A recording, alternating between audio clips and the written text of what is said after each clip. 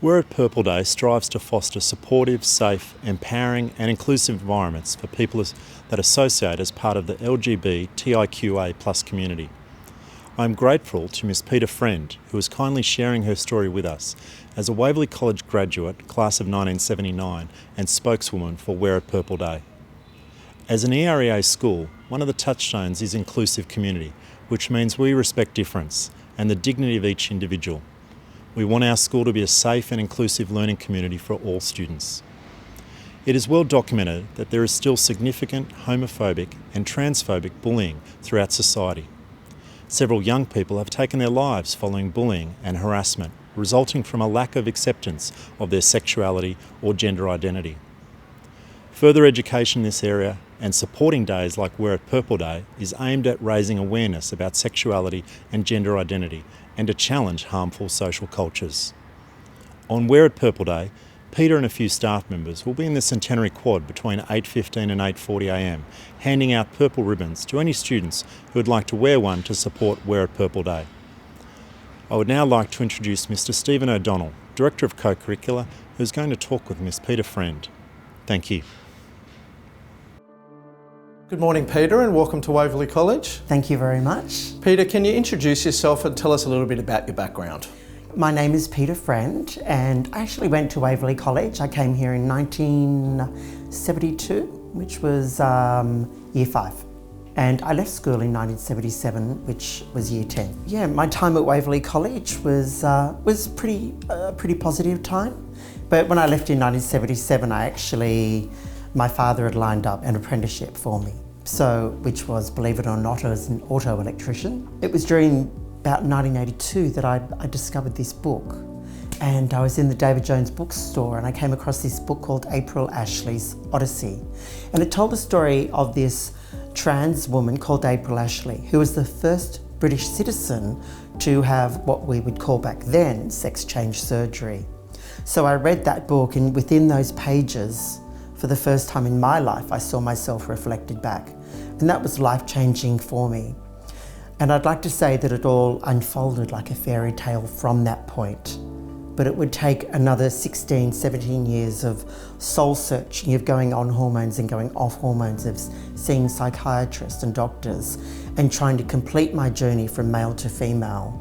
But it wasn't until I was about 36, 37, when I owned my own business, that I thought, now for the first time in my life, I'm mentally strong enough and financially able to complete this journey. And it was one I was determined to do before the age of 40. And I did it, and I became the woman I am today, and I've never been happier, I've never looked back.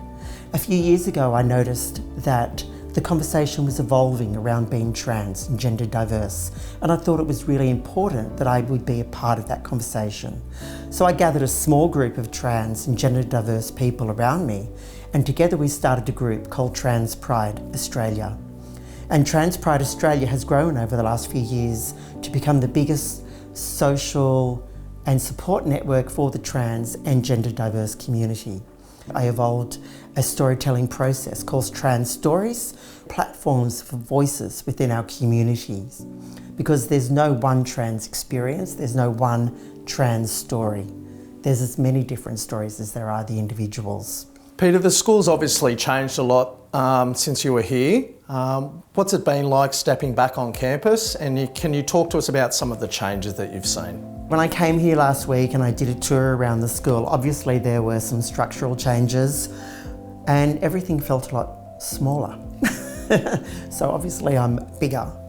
But it was great to be shown around. What I was really impressed with was there seemed to be less emphasis on sport, and that's still there and that's great. But there was also other opportunities for the arts.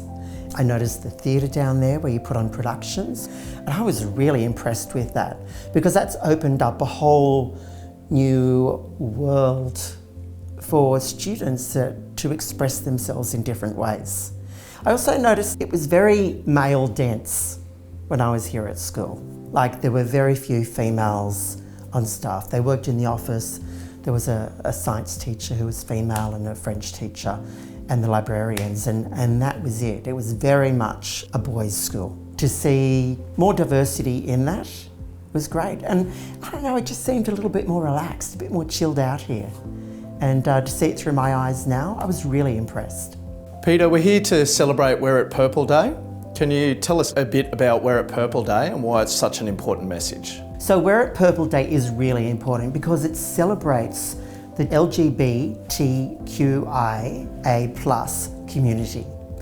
And it's really aimed at the youth. So we're really celebrating the youth and their choices and their identities.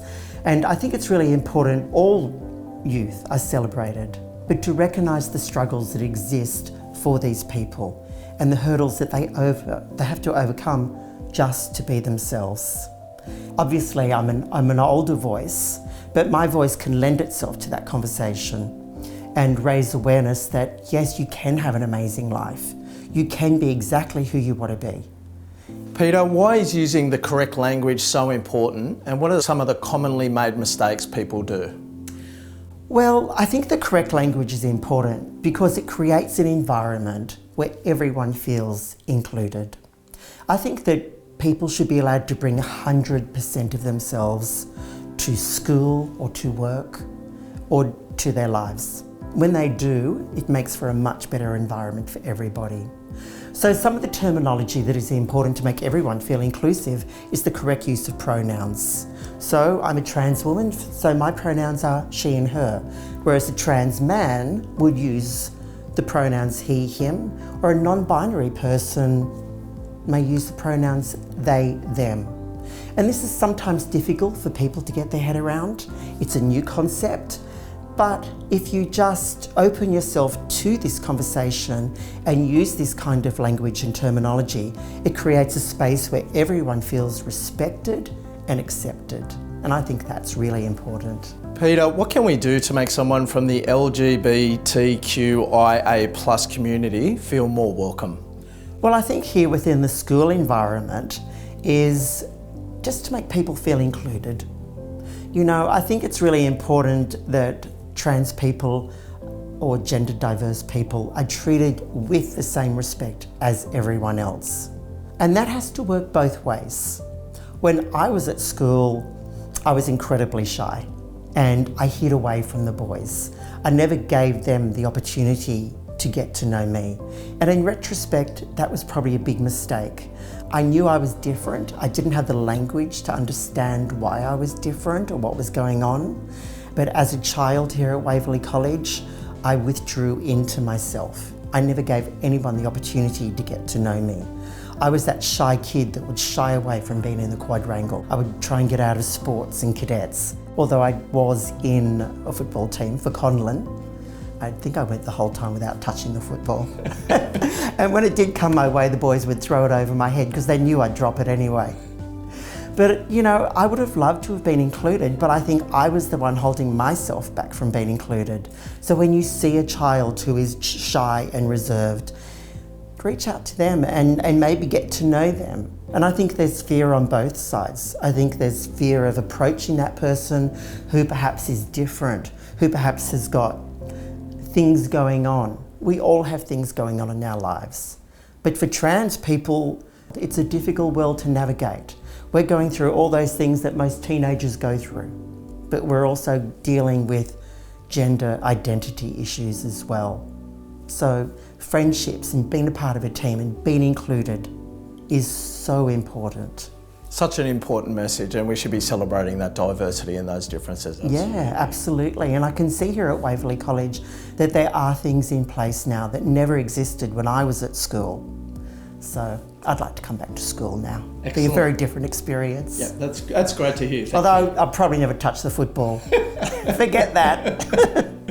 Peter, you recently attended your 1979 reunion. Can you tell us about that experience, please? I'd never been to my high school reunion ever before, so I approached it with some trepidation as I was really nervous, and I wanted to make sure that I was going for the right reasons. The same reasons as everyone else. I thought it would be lovely to see everyone after all these years.